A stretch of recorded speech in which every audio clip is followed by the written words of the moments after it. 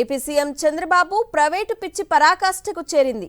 మొన్న Vizag steel plant, నిన్న ప్రభుత్వ మెడికల్ కాలేజీలు, నేడు విశాఖ రోడ్లు, ఇలా ప్రైవేటీకరణకు కాదేది అనర్హం అన్నట్లుగా వ్యవహరిస్తున్నారు.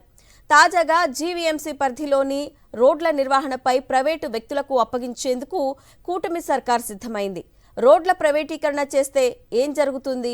Watch the story. 2 రోజుల క్రితం జరిగిన greater Visakhapatnam municipal corporation council సమావేశంలో విచిత్రమైన అంశం ఒకటి ఎజెండాలో దర్శనమిచ్చింది. దీంతో కౌన్సిల్ సభ్యులంతా అవాక్కయ్యారు.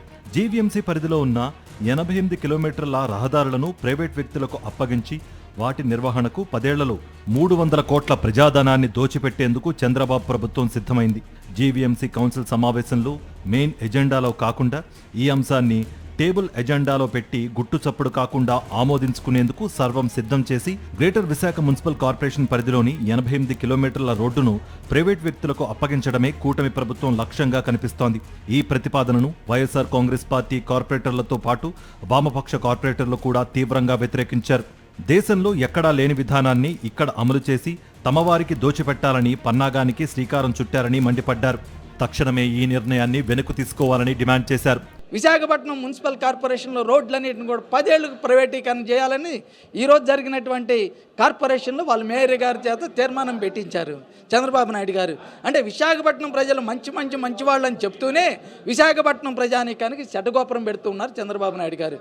ఇప్పటి వరకు విశాఖపట్నం మున్సిపల్ కార్పొరేషన్గా ఉంది. రేపు ఇప్పుడు ప్రైవేట్ రోడ్లు వచ్చేసినాయి కదా.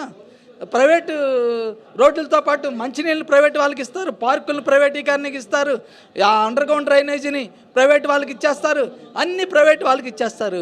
అందువల్ల 98 వార్డులను కూడా ప్రైవేటీకరణ చేస్తారు. అప్పుడు కార్పొరేటర్లు ఎవరు ఉంటారు? గ్రేటర్ విశాఖ రోడ్ల ప్రైవేటీకరణను ప్రతిపక్షాలు తీవ్రంగా వ్యతిరేకిస్తున్నాయి. దొడ్డిదారిలో తమవారికి 100 కోట్లు దోచిపెట్టడానికి వేసిన ఈ ప్లాన్ను వెంటనే వెనక్కి తీసుకోవాలని డిమాండ్ చేశారు.